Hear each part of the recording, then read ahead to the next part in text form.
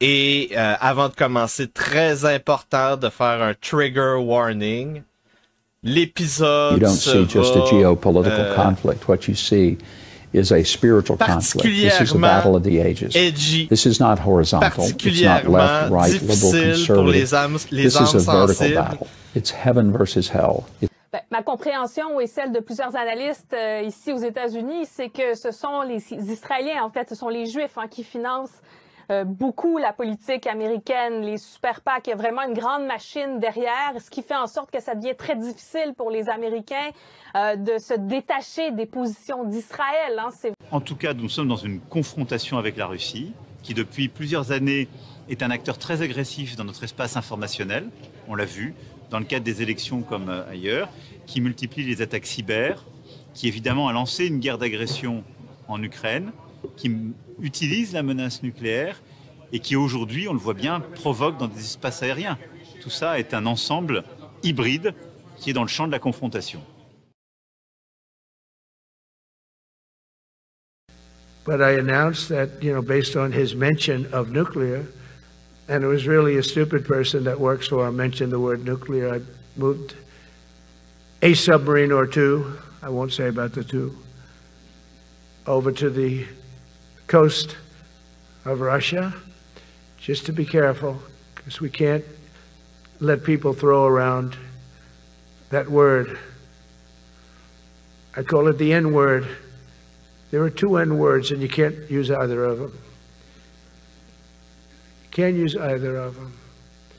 And frankly, if it does get to use, we have more than anybody else. We have better, we have newer, but it's something we don't ever want to even have to think about. But when somebody mentions it, that submarine started immediately thereafter. I'm going over, I'm going to be meeting with generals and with admirals and with leaders. And if I don't like somebody, I'm going to fire him right on the spot.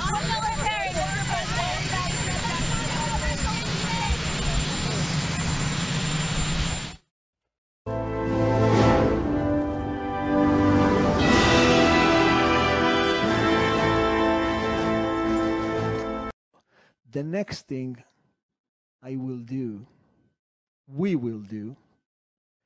is to put restriction on the social media in a way that not allow to make brutal propaganda in the social media. Because this is a worldwide problem. And it should be initiated by the United States of America, the place where all the big firms is settled. Facebook and X and all the rest. This is a major problem for democracy all over the globe. And we need to treat it seriously. We can do it. Nous avons une mission. C'est une mission divine. Si c'est pas nous qui le fait, il y a personne qui va le faire. Aïe, aïe, aïe. Smart people on every side are close to panicking. What exactly is your plan?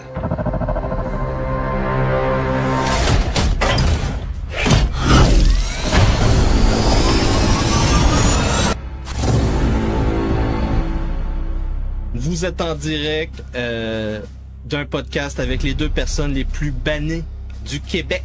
Si vous parlez de ce sujet, vous faites partie de l'extrême droite. Quand j'ai annoncé la semaine passée l'accélérationnisme, Azatoth, c'est un rêve en dehors de l'espace et du temps, entretenu par les nécromanciens, les sorcières, les grosses torches, les princesses Disney et les Alphabet People.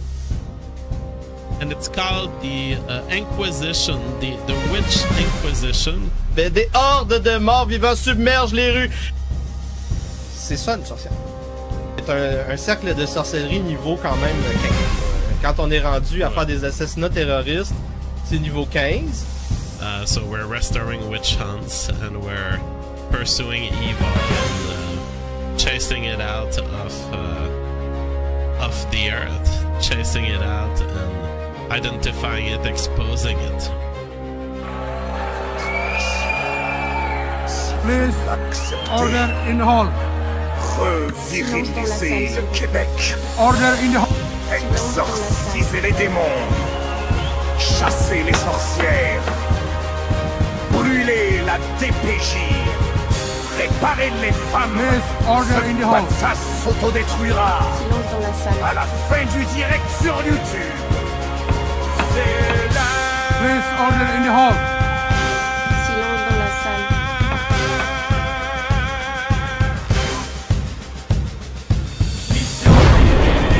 Je réveille, je prends mes droits.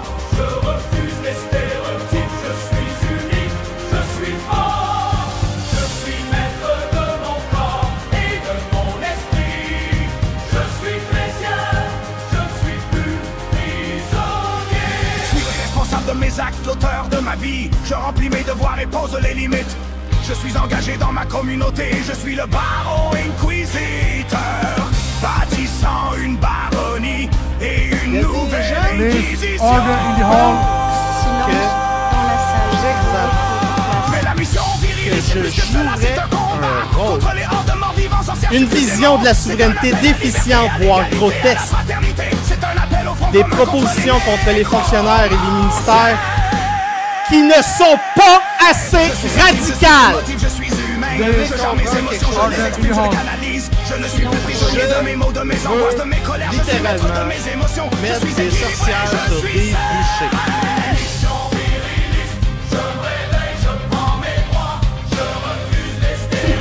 My name is Birgit Thunberg. I'm a citizen of Sweden. If you are watching this video, I have been abducted and taken against my will by Israeli forces.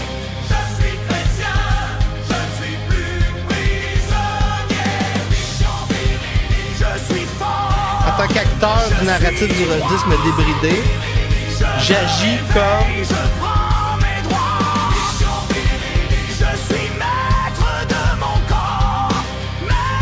un chasseur d'esclaves. Je suis un chasseur d'esclaves! Moi, j'ai lancé une croisade contre le modèle de virilité de Timothée Chalamet. Tu lui crisses une plaque, sa gueule, et il recule comme une petite bitch. Plus que la moitié des Gen Z veut une dictature, selon un sondage en Angleterre. Comme le revenu. So very interesting discussion with Jan Rushdie this afternoon. That's always fun to talk with Jan Rushdie because he's a radical, and he's the radical that Quebec would have needed. But I don't think even Jan can save Quebec. Bonsoir tout le monde, bienvenue en direct de la mission viriliste, épisode du 4 octobre 2025, le mandat palestinien 2.0. Ce soir, nous plongeons dans un univers où l'horreur cosmique rencontre la politique contemporaine dans un spectacle qui promet d'ouvrir les portes de vos pires cauchemars! Et oui, le podcast s'autodétruira à la fin du direct sur YouTube. Venez nous rejoindre combattre la censure sur Rumble, Substack, Yanrushdie.com et TikTok pendant qu'il est encore temps! Parce que bientôt, le rushdisme sera dans le viseur des autorités. C'est une question de semaine. Il y a un compte à rebours pour le rushdisme sur YouTube. Vous le savez. Vous le savez. Donc aujourd'hui, les manchettes de la Troisième Guerre mondiale. Sur le front ukrainien, les drones envahissent l'Europe. Sur le front palestinien, le retour du Mandate for Palestine. Sur le front iranien, on se prépare pour une deuxième manche. L'essentiel de la semaine météo covidienne, c'est déjà payé. C'est déjà payé. Et très important de mettre un like. Très important de mettre un like. Très important de vous abonner. Très important de vous abonner sur YouTube. Vous abonner sur Substack. Où vous pouvez avoir accès à une infolette gratuite et ou payante. Dans la section payante ici, vous avez les contenus. Parce que là, le paywall va revenir cette semaine. La rentrée est terminée. C'est 5$ par mois pour supporter mon travail. C'est ridicule. Sur la même plateforme que luxmedia.info, il y a yanrushdie.com. C'est le même compte. Vous vous abonnez 5$ par mois et vous allez avoir accès au contenu. Nous sommes en direct sur YouTube, Rumble et yanrushdie.com présentement. Vous pouvez envoyer des dons aussi via Buy Me a Coffee en scannant le code QR. Tout ça utilise la même plateforme Stripe. C'est super sécurisé. Et donc, une chronique intéressante du National Post qui pointe dans la direction que on est obligé d'aboutir avec toutes nos enquêtes historiques dans le cadre de la révolution culturelle, avec les focus que j'ai fait sur Israël. Écoutez la Guérilla X que j'ai fait en direct des studios de Lux Media cette semaine avec André Pitt. C'était un bon show. On se rend compte que il y a un alignement en États-Unis, Israël, Ukraine. Présentement, c'est ça le but. Donc, tout va bien. Tout va bien. Comment qu'il dit ça? If one of them falls, the message to the authoritarian world will be the West blinks, the West buckles, and the West can be beaten. C'est-tu pas beau, rien qu'un peu? Je vais verser des larmes de crocodile. Donc, mémo de l'armée américaine qui explique que la prochaine génération de Command and Control, c'est rendu ça NGC2. On était rendu à C3 ou C4, quelque chose comme ça. Là, ils ont modifié ça en tout cas. La nouvelle génération de Anduril, Palantir, Microsoft, etc. Très haut risque si on réussit à avoir des vulnérabilités qu'on appelle des First Day Exploits. Ça pourrait être dangereux. Ça pourrait être dangereux. Donc, rapport interne du Pentagone qui crache dans la soupe. Crache dans la soupe. Donc, c'est le nerf de la guerre en passant, ces systèmes-là. Il est arrivé quelque chose d'intéressant. Donc, un gros feu sur la côte ouest américaine, dans la deuxième plus gros site de raffinerie de pétrole. Ça a fait des grosses explosions. Très intenses. Et donc, c'est ça. On se demande si c'est pas tout relié à ces manchettes-là, à cette guerre sur tous les fronts.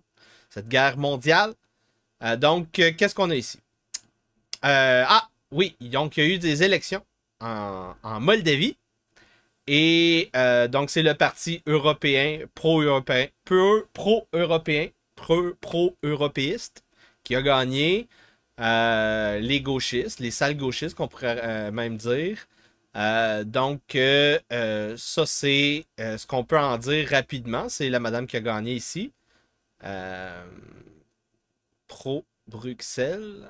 Mais évidemment, on rappelle aux gens très rapidement que pendant ces élections-là, il y a eu des partis politiques de bannis. Ensuite de ça, il y a eu diabolisation dans les médias au niveau de tout ce qui était pro-russe. Ensuite de ça, il y aurait eu donc une série de fermetures en Transnistrie. Donc, dans la Transnistrie, c'est sur le bord de la frontière Ukraine-Moldavie. Et donc, il y a une série de ponts pour faire les liens entre ces régions-là. Et donc, ici, on voit une alerte à la bombe. Donc, il y a eu des ponts fermés.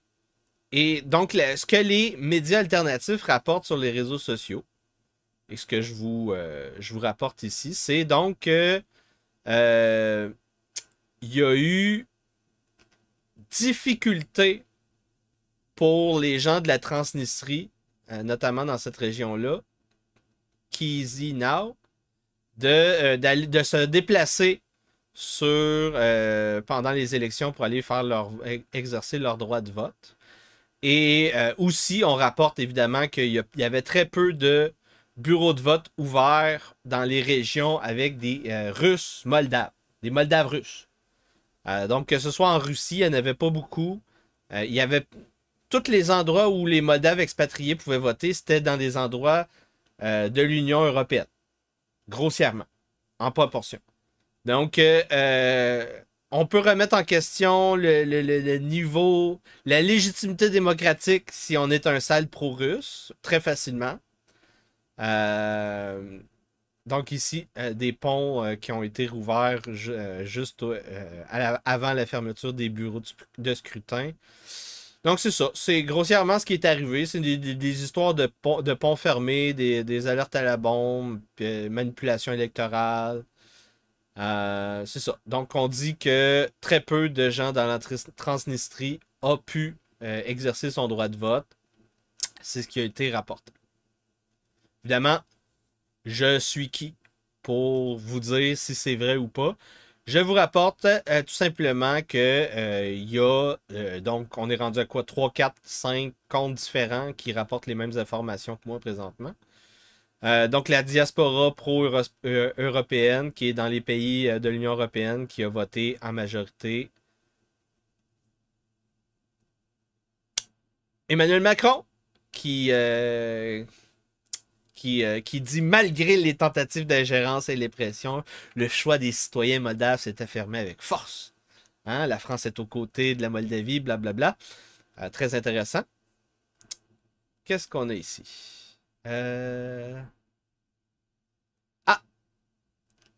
Ministre des Affaires étrangères qui dit que la Commission européenne a pratiquement occupé la Moldavie avec les européistes pour empêcher tout narratif pro-russe. Et c'était quasiment comme une occupation. Très intéressant. Très intéressant. Ah! Ça, c'est une information qui est importante. C'est une information qui est importante. Donc, le parti PAS qui prend le pouvoir, 55 sièges. Ah! Donc, j'ai des nouvelles informations sur ce qui se passait au Népal. Donc, des nouvelles sources qui expliquent que 6 des 8 nouveaux ministres pour remplacer le gouvernement qui a été lynché, littéralement. Il y a un des ministres qui avait été lynché, le ministre de l'économie. 6 des 8 ministres ont été financés par l'USAID et le National Endowment for Democracy. Selon le journaliste d'investigation Brian Berletic. Donc, dossier très important. Ensuite de ça, République tchèque. Discussion pour canceller les élections à cause d'interférences russes. Parce que présentement, la République tchèque est en train de faire un front commun en Europe de l'Est pour militer, se mobiliser contre la guerre avec le tsar Poutine. Très important. L'Allemagne vient de découvrir un énorme gisement de lithium en Saxonie-Anhalt du Nord. Ça, c'est très important. Très important. Taïwan refuse de déplacer sa chaîne de logistique pour les microprocesseurs aux États-Unis. Donc là, ça, c'est un revers diplomatique très important parce que c'est écrit dans le ciel la réunification de Taïwan avec l'Empire du Milieu. Et parce que j'ai enquêté sur la politique maritime américaine qui ne peut pas, ne pourra pas combattre ce qui se prépare avec la marine de l'Empire du Milieu, de la Chine. Ça va pas être... il n'y aura même pas de compétition. Taipei publie un rapport final après des exercices militaires de juin pour se défendre face à une possible invasion chinoise. Et les résultats sont très décevants. Les résultats sont très décevants. C'est peut-être une raison pourquoi présentement il y a une ouverture diplomatique au niveau de Taïwan. On commence à comprendre qu'on va être mis de côté par la politique maritime américaine très rapidement, un peu comme en Ukraine, même si on donne son support actif pour faire des frappes en profondeur. On va toujours pas mettre des soldats américains sur le terrain en Ukraine, comme on le fera pas à Taïwan. Ici, Idriss Aberkan et Amélie Ismaili qui parlent de Gen Z 212. mouvement du Maroc. Donc, il semblerait qu'avec l'inflation et les problèmes post-covidiens, il y a un petit soulèvement populaire au Maroc depuis fin septembre. Donc, il y aurait eu donc des arrestations, des morts et donc remise en question de Mohamed VI. Est-ce que c'est une révolution de couleur? Je vous résume le podcast avec Idriss. On le sait pas. On le sait pas. Moi, je dis probablement. Prenons pour acquis que c'est de la pression sur le Maroc pour éviter que le Maroc appuie avec sa diplomatie des régimes dans la région. Peut-être des régimes arabo-musulmans qui pourraient faire pression sur Israël. Donc, c'est peut-être une stratégie. En tout cas, autre manchette, on a donc débouché important. Donc, je vous rappelle, la course à l'armement nucléaire a repris. Une course qui avait arrêté quelque part en 91 avec l'effondrement de l'Empire soviétique durant la guerre froide. On parlait de guerre froide parce qu'il y avait une course. Hein? Il y avait une course à l'armement nucléaire. Et là, comme que Trump y a dit, le N-word, le deuxième N-word. Et donc, après l'attaque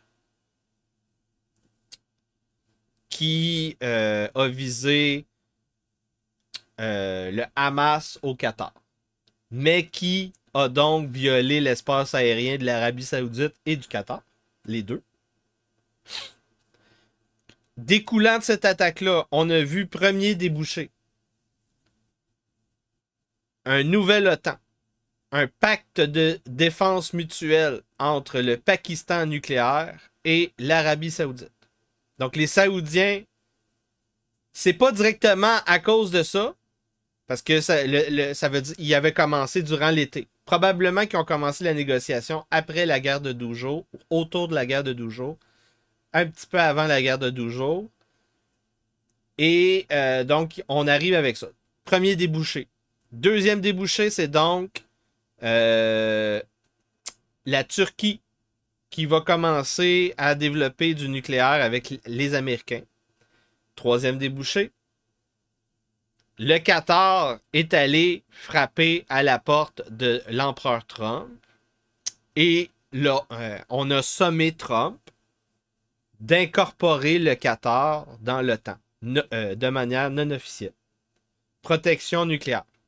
Donc, le Qatar va avoir les mêmes protections que tous les membres de l'OTAN, sans être dans l'OTAN. Et ça, c'est un décret de Trump. Et c'est probablement parce que sinon, le Qatar irait voir ailleurs. Peut-être chez les Pakistanais. Donc là, tu as les Turcs qui se nucléarisent.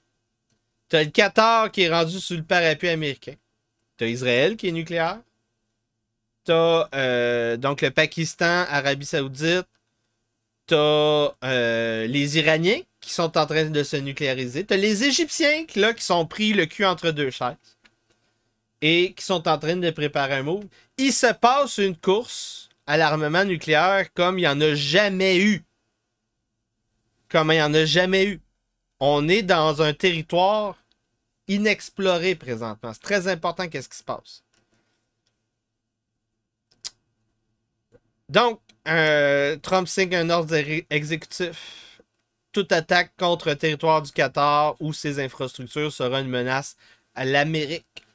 Et donc, on va intervenir de toutes les manières nécessaires, incluant militaire. Donc, c'est l'équivalent de l'article 5 de l'OTAN pour le Qatar, mais c'est pas vraiment ça. Parce que c'est pas encore ratifié par le Congrès. Mais, il y a un astérix. Sans être l'article 5 de l'OTAN, c'est juste la coche en dessous. Donc, c'est ça que ça permet, 500 milliards de dollars d'investir aux États-Unis avec une entente. Ça te permet un parapluie nucléaire. YouTube, c'est le dernier média à payer la facture contre l'empereur Trump au niveau de la diffamation, poursuite en diffamation que Trump y avait faite. Qu'est-ce qu'on a d'autre ici? Donc, il y a eu gros meeting tant attendu. Je vous en avais parlé la semaine passée. Est-ce qu'on allait rentrer en guerre officiellement? Est-ce que ça allait être un gros show? Il est arrivé ce que je pensais qu'il allait arriver. C'est un pep talk.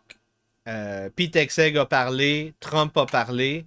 C'était vraiment très low energy. Très low energy. Le plus high energy que ça a été, c'est quand Pete Hegseth, le croisé sioniste, a gueulé « Vous là, les chefs militaires avec des bedaines, on va vous humilier, on va vous shamer jusqu'à temps que vous vous mettiez en forme. » C'était donc, grossièrement, c'était ça. Très peu intéressant. Ça a coûté très cher en passant. La rumeur veut que ça a coûté 100 millions et plus faire venir les 700 généraux et amiraux. Donc, très, grosse déception. Grosse déception de cette adresse militaire qui aurait pu être le début de l'Empire galactique comme dans Star Wars. Trump aurait pu faire comme Palpatine, puis prendre le pouvoir, puis dire on va construire un empire mondial et on va faire la guerre sur tous les fronts. Non, il l'a pas fait. Il l'a pas fait. Donc, l'inflation. L'inflation en Europe, désastreux. Donc, surtout dans les pays de l'Est. Ouch. Ouch. Donc, les sanctions contre la Russie, ça fait mal en esti. Qu'est-ce qu'on a ici? Ah! Ça, c'est bon. Première chose. Quand tu regardes des documents confidentiels sur tes... tu devrais pas faire ça en public. Parce que, donc, c'est ça. Scott Bessent, secrétaire au Trésor, a été donc photographié en haute définition en train de lire un mémo confidentiel. Et donc, on est capable de tout capter maintenant en 2025 avec les caméras iPhone bien standard. Et donc, c'est ça. On a découvert avec donc, on a découvert que les tarifs de Trump... Non, c'est pas les tarifs de Trump.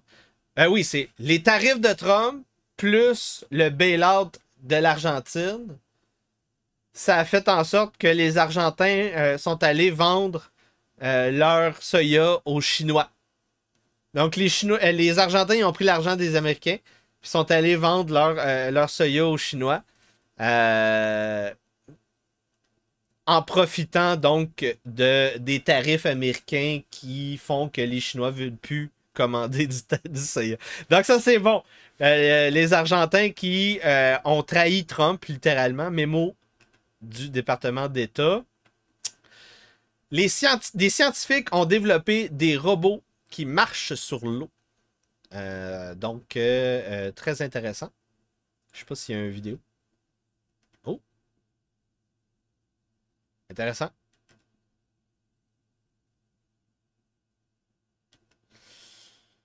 Qu'est-ce qu'on a ici? Mystérieux avion. Un nouvel avion qui a été découvert sur une piste d'atterrissage de Lockheed Martin. Donc, ça a l'air quand même très intéressant. Très intéressant. Qu'est-ce qu'on a ici? Ah! Ça, c'est en Chine. Donc, vous savez, les shows de drones, les shows d'essais de drones. Cet essaim de drone, il y avait des feux d'artifice et là, ça a mal viré. Ça a mal viré. Donc, les drones ils ont commencé à tomber du ciel en faisant des étincelles. Donc, très intéressant. Très intéressant. Donc, imaginez si c'était militarisé, cet accident-là. Ça ferait peur. Ça ferait peur, ça, faire ça dans un stade, là, un essaim de drone avec des étincelles de feu, puis comme du napalm. Intéressant. Donc, qu'est-ce qu'on a ici? Ah, les Chinois, innovation chinoise de la colle à os. Donc, ça, c'est bon. C'est biodégradable. en 6 mois. Et donc, ils ont testé ça sur 150 patients. Donc, révolution au niveau des fractures. Ça, c'est bon. Une bonne nouvelle. Autre innovation, ça, c'est les Japonais. Donc, faire repousser les dents. Et ça, c'est majeur. Parce que probablement dans le top, je dirais top 2, top 3 des causes pourquoi les humains meurent autour de 120 ans, c'est à cause de la santé des dents. Parce que tout passe par la bouche, la nutrition. Et quand tu commences à plus avoir de dents, tout découle de là. Tout découle de là. Il y a même des naturopathes puis des médecins asiatiques qui font des liens avec les organes puis les dents en question. Très intéressant. Très intéressant. Donc, une carte de Newsweek pour parler de la flotte de navires médicaux chinois. Ça, c'est le futur. Ça, c'est le futur. Donc, je vous ai déjà parlé dans plusieurs podcasts que je connais assez le milieu de la santé pour vous expliquer que l'infrastructure, l'hôpital comme mode d'affaires, comme structure, c'est désuet, c'est suranné, c'est passé date. Et le futur, c'est des salles de chirurgie dans des containers. Encore mieux, des navires hôpitaux qui répondent à la demande en temps réel et qui naviguent partout sur les côtes. Donc, c'est ça le modèle chinois. Et j'ai une autre manchette plus loin qui va vous faire froid dans le dos parce que je crois que le Canada va être utilisé par la flotte chinoise pour recycler des organes, faire des greffes d'organes. Donc, je crois que ces bateaux-là vont recycler des organes de Canadiens parce que oui, on commence déjà à recycler notre sang et on a des chiffres d'aide médicale à mourir et de dons d'organes qui sont en train d'exploser. Vous avez bien entendu. Vous avez bien entendu. On est en train de vampiriser la population canadienne et c'est avec des dons de sang et des dons d'organes d'aide médicale à mourir. C'est le modèle chinois en passant. C'est fou, c'est fou. Donc, parlant des Chinois, on a remplacé un diplomate de haut niveau. Liu Jiangshao a perdu sa job et il a disparu. Il n'a plus été vu publiquement. C'est comme ça qu'on sait que tu as perdu ta job en Chine. Tu disparais. En Russie, c'est t'es défenestré. Et en Chine, tu disparais. Ensuite de ça, donc, dossier de qui ça? C'est Washington Post. La Russie est en train d'aider la Chine à préparer une invasion de Taïwan. Donc, on a des contrats. 580 millions de dollars pour faire du training, de l'entraînement de parachutistes chinois. En plus des hélicos et il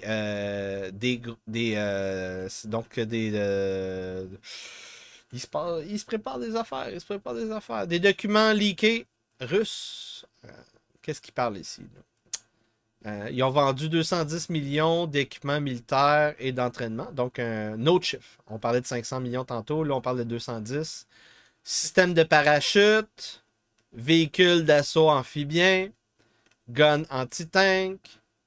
Donc, ce qui pourrait laisser à penser qu'on voudrait faire une invasion de parachutistes à Taïwan.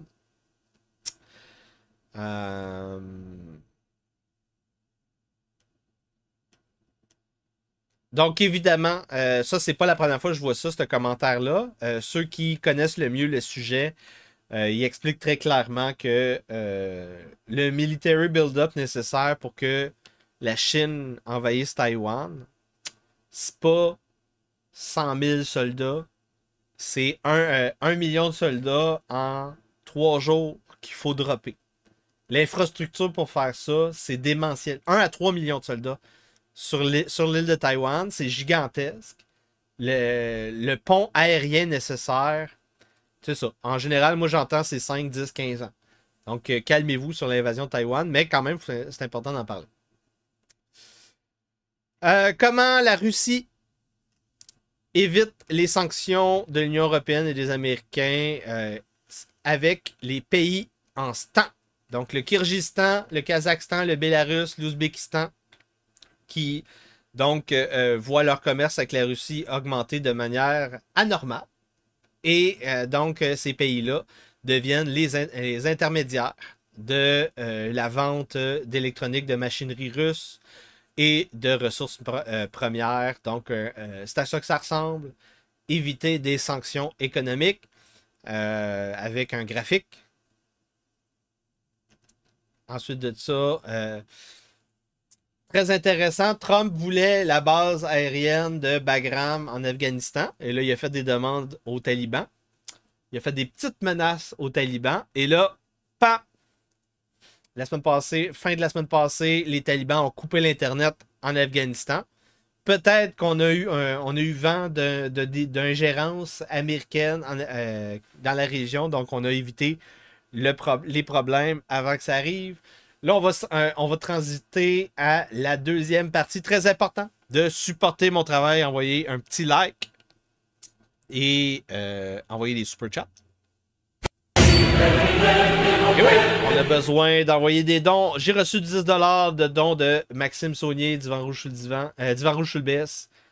Donc là, on est rendu à 60 sur 200 pour aller chez Lux Media la semaine prochaine. Très important d'envoyer des dons si vous voulez avoir une invasion TikTok et des matinales du glaive ensanglanté. Donc là, je suis en train d'aller faire la transition, dis-je.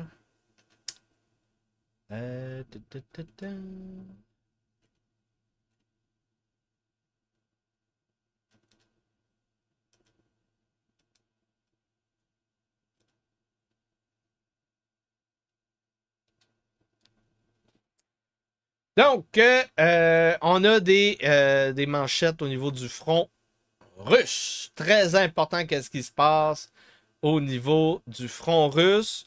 L'Ukraine vient d'entrer, selon le colonel Douglas McGregor, l'Ukraine vient d'entrer dans ce qu'il appelle la phase Biden du conflit. Privé de forces terrestres opérationnelles, Kiev n'a plus d'autre option que de frapper la Russie à distance avec des missiles britanniques Storm Shadow, des drones guidés par des systèmes de renseignement occidentaux, des missiles patriotes et une récente attaque en Crimée menée depuis des avions ukrainiens et coordonnée par des moyens ISR américains, britanniques et français marque un tournant. L'OTAN est désormais co-belligérante officiellement, selon le colonel Douglas McGregor. La question n'est plus de savoir si Moscou réagira, mais quand elle décidera de frapper à la source de ces histoires-là. Et c'est peut-être une des raisons pourquoi on a des feux intéressants dans des zones industrielles un peu partout en Europe, aux États-Unis, parce que c'est officiel, mes amis. C'est officiel. Oui, oui, oui. C'est officiel. Très important. Très important. Très important de mettre un like. Très important de mettre un like. Très important de vous abonner. Donc ça, c'est la fin de la section gratuite. 39e minute. En différé, à partir d'ici, ça va couper. Vous allez voir le générique de fin. Et donc, à partir de demain, le 5, vous allez devoir payer 5$ par mois pour regarder le travail au complet. Parce que c'est des informations que tout le monde devrait connaître. Et malheureusement, il n'y a personne qui en parle. Il n'y a personne qui en parle de ça. Il n'y a personne qui en parle. Donc, c'est officiel. Les États-Unis, la France. Et si vous voulez avoir un abonnement sur yanrosti.com, envoyez-moi un courriel. Ah oui, c'est ça. Si vous voulez passer au méchoui de la nouvelle acquisition le 1er novembre 2025, c'est donc dans 4 semaines. À partir d'aujourd'hui, en 4 semaines, envoyez-moi votre RSVP par courriel. yann.rochdy@gmail.com en minuscule. Dernière chance de me mettre un petit like. Je vous remercie. Vous passez une bonne soirée. On se revoit. Donc, c'est quand la prochaine live? Je sais pas. Lundi matinal. Lundi matinal du glaive ensanglanté. Bonne soirée. au nom du narratif du rojdisme débridé, l'acteur Yann Rochdy et le personnage du baron inquisiteur rentrent en rébellion ouverte contre la couronne britannique. C'est terminé! Nous arrêtons de nous soumettre. Tous les pouvoirs souverains sont rachetés au nom de Jésus-Christ. Et vous allez arrêter de nous raqueter. C'est terminé. Nous sommes en taquilla. Nous optimisons notre fiscalité. Nous créons des sociétés fraternelles. Nous travaillons dans une mission œcuménique qu'on appelle la Nouvelle Inquisition. Nous construisons la baronnie rochdienne. Et c'est comme ça que nous allons réparer le Québec. Bonne soirée. Si vous parlez de ce sujet, vous faites partie de l'extrême droite. Littéralement. Shiloh! Où es-tu, Shiloh? Où est la Shiloh québécoise? Parce que le patriarcat est toujours en charge! Le rojdisme n'a pas de position, mesdames et messieurs. C'est un rêve en dehors de l'espace éducatif, entretenu par les nécromanciens, les sorcières, les mystères, et les alphabets tribus. Je suis un sécessionniste américain. Tu utilises la souffrance du tiers-monde pour des rangs de sales gauchistes.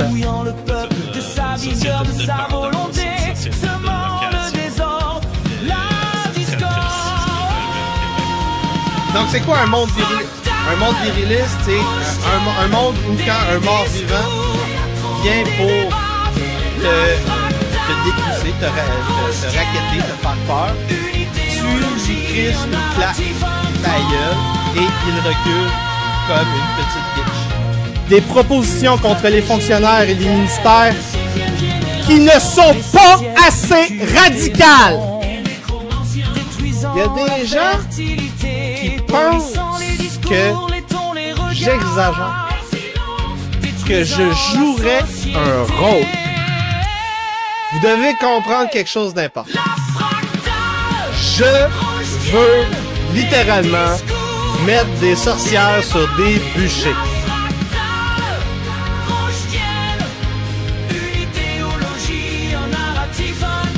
Donc, plus que la moitié des Gen Z veut une dictature, selon un sondage en Angleterre. C'est en plein Comme le cœur de ce